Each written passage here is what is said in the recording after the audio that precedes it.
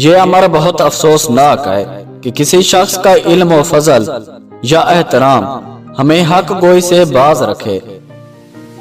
ایک بڑے استاد اور معلم کی حیثیت سورج کی سی ہے جو اپنی روشنی اور حرارت ہر چیز تک بے کم و کاست پہنچاتا ہے۔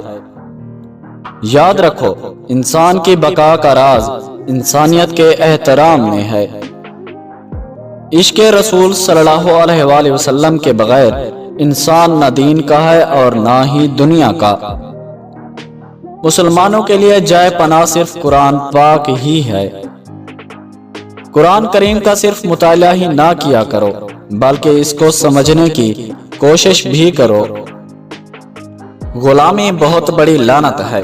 غلامی زبان سے وہ کچھ بھی کہلوا سکتی ہے جو انسان نہیں کہنا چاہتا۔ ہر معاملے میں خدا پر بھروسہ رکھنا مسلمانوں کا ایمان ہے۔ صبر مسلمانوں کے لیے سب سے بڑی سعادت ہے۔ کام میری نگاہ میں ایک ہی مقدس ہے جیسے عبادت۔ انسان کو ہمیشہ اس امر کا احساس رہنا چاہیے کہ نیک عمل کبھی ضائع نہیں ہوتا۔ یہ خیال غلط ہے کہ اس کا اجر صرف آئندہ زندگی میں ہی ملے گا۔ اسلام کی نظر فرد کے ذاتی شرف پر ہے، حسب و نسب پر نہیں۔ مہمان نوازی پیغمبروں کا خاصہ ہے۔ آج کل تعلیم زیادہ ہے لیکن علم کم ہے۔ پہلے زمانے میں تعلیم کم تھی مگر علم زیادہ تھا۔ مال جمع کرنے کی صرف ایک ہی صورت جائز ہے اور وہ یہ کہ جمع کرنے والے کی نیت دین کی راہ میں صرف کرنا ہو۔ خوشگوار زندگی کا راز یہی ہے کہ جہاں رہو، جس حالت میں رہو، خوش اور مطمئن رہو۔ انسان کی روح کی اصل کیفیت غم ہے۔ خوشی ایک عارضی شے کا نام ہے۔